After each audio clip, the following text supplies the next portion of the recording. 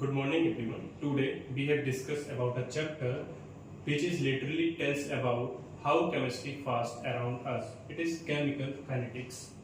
Let us imagine why in summer the food is spoiled earlier in compared to the winter. It is all about the kinetics in action. It is depend on the rate of a reaction. So we have started with the rate of a reaction.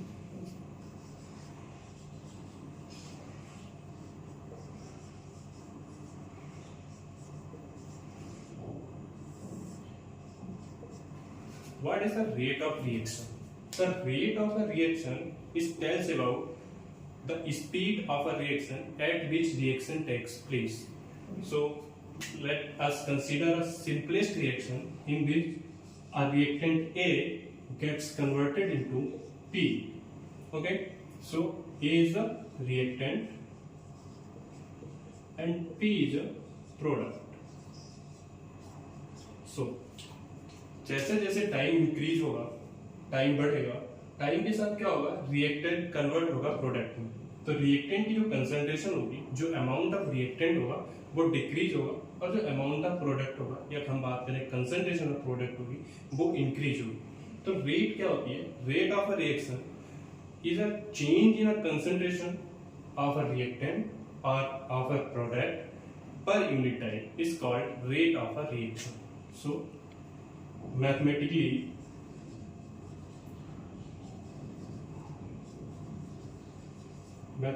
we can written that rate of reaction is equal to change of concentration of reactant with respect to the time or change in the concentration of product with respect to the time.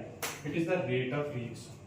reactant की concentration time के साथ में decrease हो रही है तो यहाँ पे हमें निगेटिव साइन लगाना पड़ेगा. ये इंक्रीज हो रही है तो ये पॉजिटिव है. ओके, दिस निगेटिव साइन, ये जो निगेटिव साइन है ये बता रहा है कि इसकी कंसंट्रेशन टाइम के साथ में डिक्रीज हो रही है. इसको हम एक्सप्लेन कर सकते हैं. Let us consider eight a time t1 the concentration of reactant is c1.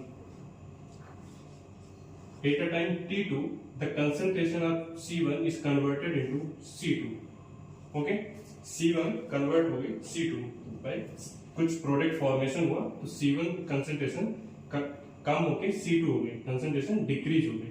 अगर कंसंट्रेशन डिक्रीज हो रही है तो C2 की जो वैल्यू है वो C1 से कम होगी क्योंकि पहले जो कंसंट्रेशन हुई उससे कुछ प्रोडक्ट फॉर्मेशन हुआ और कंसंट्रेशन A की जो चेंज होके C2 हो गई तो C2 कम होगा C1 से. अगर हम इसके लिए रेट ऑफ रिएक्शन लिखते हैं तो क्या होगा? Rate of reaction equal to change in the concentration of reactant. concentration में क्या चेंज हुआ? concentration C2 हो गई पहले C1. टाइम में क्या चेंजिंग आई? T2 से T1. It is the rate of a reaction. Okay? C2 जो है वो C1 से कम है तो ये वैल्यू क्या है? निगेटिव है. ये टाइम तो हमेशा पॉजिटिव रहेगा क्योंकि टाइम इंक्रीज हो रहा है तो ओवरऑल वैल्यू निगेटिव है. रेट ऑफ रिएक्शन कभी निगेटिव नहीं हो सकती. क्या नहीं हो सकती? निगेटिव नहीं हो सकती. Rate of reaction can never be negative. Rate of reaction can never be negative. Okay, तो अगर ये निगेटिव नहीं हो सकती तो हमें यहाँ पे निगेटिव साइन लगाना पड़ेगा. यही निगेटिव साइन हमें बताता है कि रिएक्टेंट की concentration with respect to time हमेशा डिक्रीज हो रही है. अब अगर हमें प्रोडक्ट के टर्म में रेट ऑफ रिएक्शन को लिखना है तो हम कैसे लिखेंगे? इसी चीज को हम प्रोडक्ट के टर्म में देख लेते हैं. For a given time T1 हमने मान लिया कि P1 कंसंट्रेशन जो है प्रोडक्ट की फॉर्म. ओके, कुछ टाइम बाद वो कंसंट्रेशन इंक्रीज होकर P2 हो गई तो ऑब्वियसली सी बात है कि P2 जो है वो P1 से ज्यादा होगा क्योंकि प्रोडक्ट का फॉर्मेशन हो रहा है, कंसंट्रेशन इंक्रीज हो गई. अगर P2 ग्रेटर देन P1 है तो रेट ऑफ रिएक्शन अगर इन टर्म्स ऑफ प्रोडक्ट हम लिखते हैं it is P2 minus P1 divided by T2 minus T1. अब ये P2 P1 से ज्यादा है, इट इज ऑलवेज पॉजिटिव तो यहाँ पे हमें नेगेटिव साइन नहीं लगाना पड़ेगा. यहाँ पे पॉजिटिव साइन बता रहा है कि कंसंट्रेशन ऑफ प्रोडक्ट हमेशा इंक्रीज हो रही है with respect to the time. Okay, it is all about the rate of reaction. We can discuss about two types of rate of reaction. One is the average rate of reaction, second is the instantaneous rate of reaction. What is the difference between average and instantaneous rate of reaction? Let us discuss.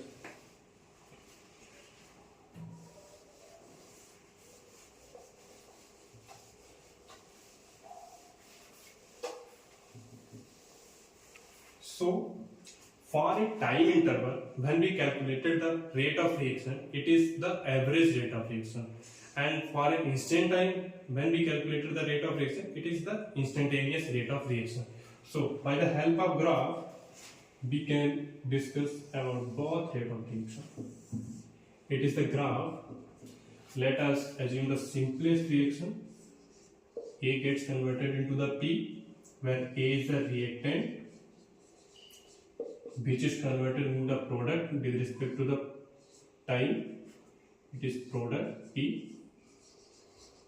जैसे जैसे time increase हो रहा है, product का formation हो रहा है, reactant convert हो रहा है प्रोडक्ट में. 8x axis we are using time and it is concentration. Concentration versus time का ग्राफ बना रहे हैं. At a time t equal to 0, p equal to 0, मतलब अभी रिएक्शन स्टार्ट नहीं हुई. रिएक्शन स्टार्ट नहीं हुई है तो हमने रिएक्टेंट की कंसंट्रेशन को a नॉट मान लिया. ये कोई कंसंट्रेशन है a नॉट, जिस कंसंट्रेशन को हमने लिया है. रिएक्शन अभी स्टार्ट नहीं हुई है, प्रोडक्ट का फॉर्मेशन नहीं हुआ, तो t बराबर 0 पर रिएक्टेंट की कंसंट्रेशन a नॉट है. प्रोडक्ट की कंसंट्रेशन क्या होगी? ऑब्वियस सी बात है 0 होगी, क्योंकि प्रोडक्ट का फॉर्मेशन अभी नहीं हुआ, तो प्रोडक्ट की कंसंट्रेशन है 0. With respect to the time reaction की कंसंट्रेशन डिक्रीज हो रही है और प्रोडक्ट की कंसंट्रेशन इंक्रीज हो रही है. It is increases with respect to the time. Product का फॉर्मेशन हो रहा है, रिएक्टेंट की कंसंट्रेशन डिक्रीज हो रही है. ये ग्राफ है प्रोडक्ट P के लिए, ये ग्राफ है रिएक्टेंट A के लिए. Okay, let us take a time interval. ये टाइम है, यहाँ पे कोई टाइम t1 है, ये कोई टाइम t2 है. ठीक है, ये हमने एक टाइम इंटरवल लिया.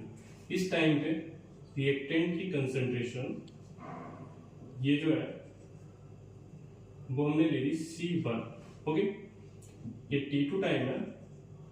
यहाँ पे इस रिएक्टेंट की कंसंट्रेशन मान ली हमने C2. ओके, T1 पे C1 थी, T2 पे C2 है. ये रिएक्टेंट की कंसंट्रेशन है और ये टाइम इंटरवल है. अगर इसके लिए हम एवरेज रेट ऑफ रिएक्शन लिख रहे हैं तो क्या होगा? Change in concentration divided by change in time. Time में क्या चेंज हो रहा है? टाइम T2 से T1 से T2 जा रहा है, तो T2 माइनस T1, ये चेंज इन टाइम. कंसंट्रेशन में चेंज. T1 पे कंसंट्रेशन क्या थी? C1. टाइम इंक्रीज हुआ, कंसंट्रेशन क्या रहेगी? C2. ग्राफ से हम देख सकते हैं C2 की वैल्यू C1 से कम है. अगर C2 की वैल्यू C1 से कम है तो ये वैल्यू निगेटिव आएगी, और अगर ये वैल्यू निगेटिव आएगी तो रेट निगेटिव हो जाएगी. Rate can never be negative, so हमें इसके पहले माइनस का साइन लगा. इसको हम लिख सकते हैं change in concentration of A divided by change in time. It is the rate of a reaction in terms of reactant. अगर हम यही सेम चीज प्रोडक्ट के टर्म में लिखेंगे, सो प्रोडक्ट के टर्म में क्या होगा? Average rate of reaction, it is average rate of reaction in terms of product. इस T1 पे ये प्रोडक्ट का फॉर्मेशन हुआ जिसकी कंसंट्रेशन समथिंग P1 है. ओके, T2 पे प्रोडक्ट का फॉर्मेशन जो हुआ वो P2 है. ये ओके, तो P1 और P2 क्या है? प्रोडक्ट का फॉर्मेशन है. कितना प्रोडक्ट फॉर्म हुआ? एक T1 एक T2. तो P2 minus P1 divided by T2 minus T1. Graph से हम देख सकते हैं P2 की वैल्यू P1 से ज्यादा है. P2 की वैल्यू P1 से ज्यादा है, ये पॉजिटिव है, रेट ऑफ रिएक्शन पॉजिटिव होगी. तो in terms of product product rate of reaction हमेशा पॉजिटिव रहेगी क्योंकि प्रोडक्ट का फॉर्मेशन हो रहा है, कंसंट्रेशन इंक्रीज हो रहा है। ये तो बात हो गई एवरेज रेट ऑफ रिएक्शन। अगर हम बात करते हैं instantaneous rate of reaction, what is the instantaneous rate of reaction?